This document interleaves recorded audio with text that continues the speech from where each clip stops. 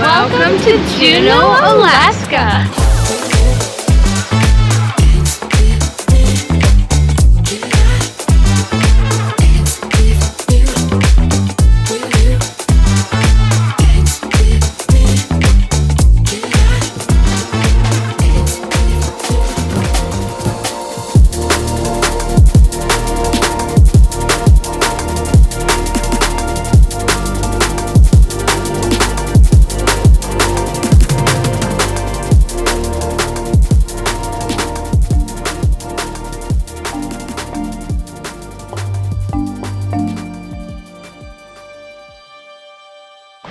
Did you know that Juneau is the capital of Alaska and there's no roads, that you can only take a boat or a plane to get here? You cannot use cars.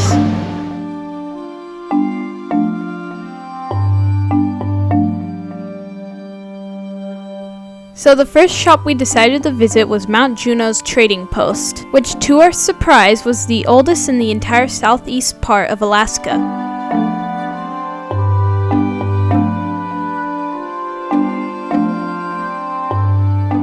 Inside the store, they sold many Alaskan products, fox fur, matryoshka dolls, and other items that were native to Alaska.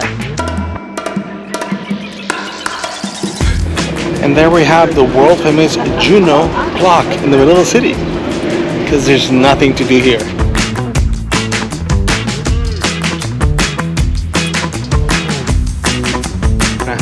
Did you see the world-renowned Juneau clock in the middle of the city? Wow, it looks really skinny. I think it's been exercising pretty well.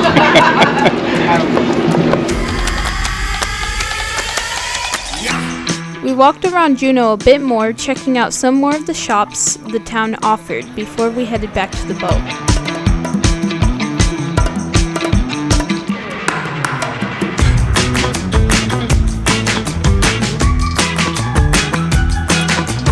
So I heard that in Juneau, there's not much to do, and I can tell you 100% there's not.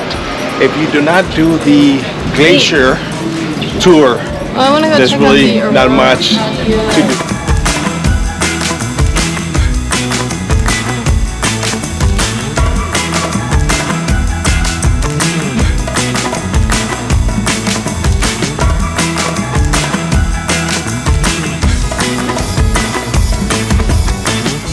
So now we decided to head back to the boat so we could get ready for Skagway, Alaska.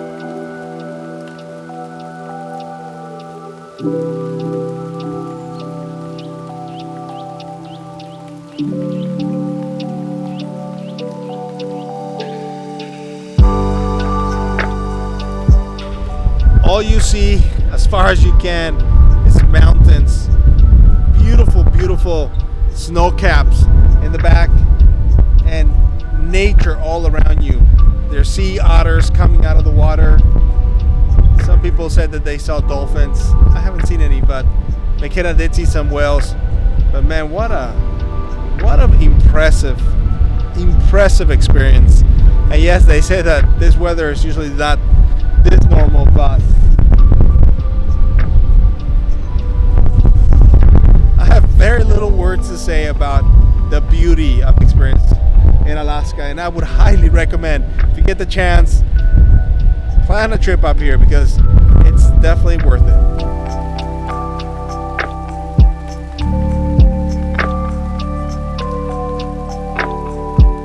Welcome to Skagway. So first initial thought, Skagway, beautiful little walk. So right now, because they had a landslide, they give you a little 5-minute bus that kind of takes you to the end of the pier. They said about 2 years probably don't want anybody walking on it. And then you do a 5-minute walk into downtown. The walk is beautiful. This town looks absolutely gorgeous. Scenery is just beautiful compared to the last one. Really excited about coming in today. We'll let you know how it goes.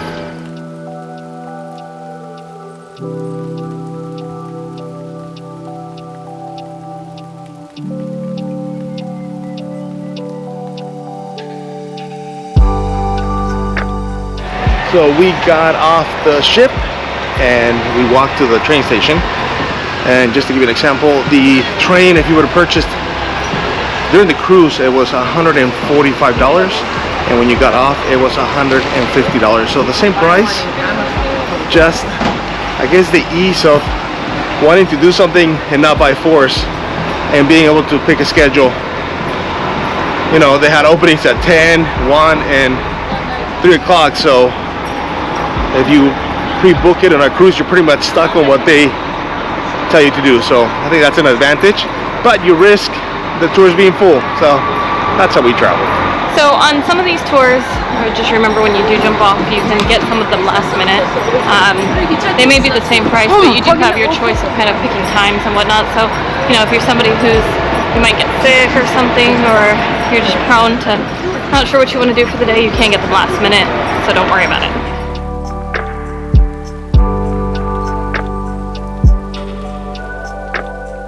Skagway is the first-class borough in Alaska, on the Alaskan Panhandle. As of today, Skagway's population is 1,240.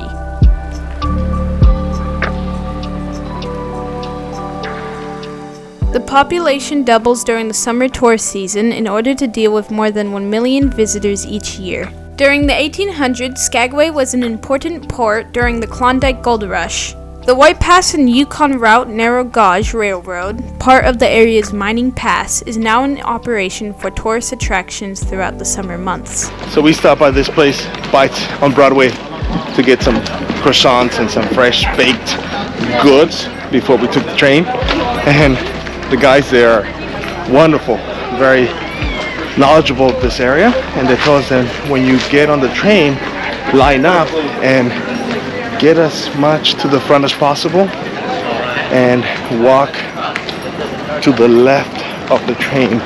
The left of the train supposedly is the better part, so you can actually get to see underneath. So hopefully we're gonna see how much fighting we have to do to get in the front and then go to the left. What a beautiful town. Anyways, on the topic of White Pass Railway, it so happens that we took the train while at our stop in Skagway. It began its construction in 1898 as a means of reaching the gold fields. With its completion in 1900, it became the primary route to the interior of Yukon, supplanting the Chick Route Trail and other routes.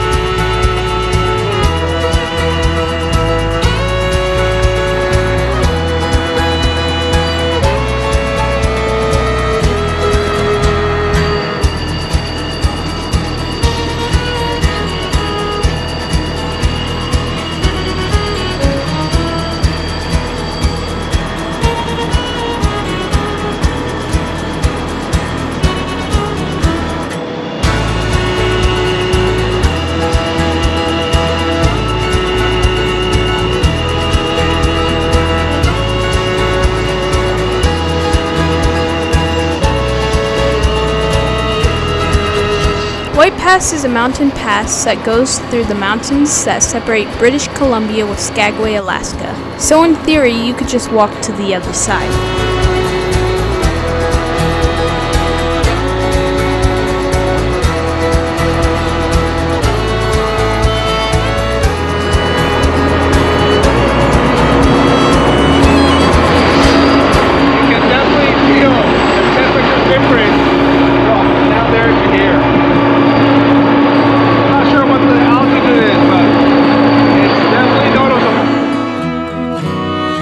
Well, actually, the White Pass Railway is approximately 4,500 feet above sea level.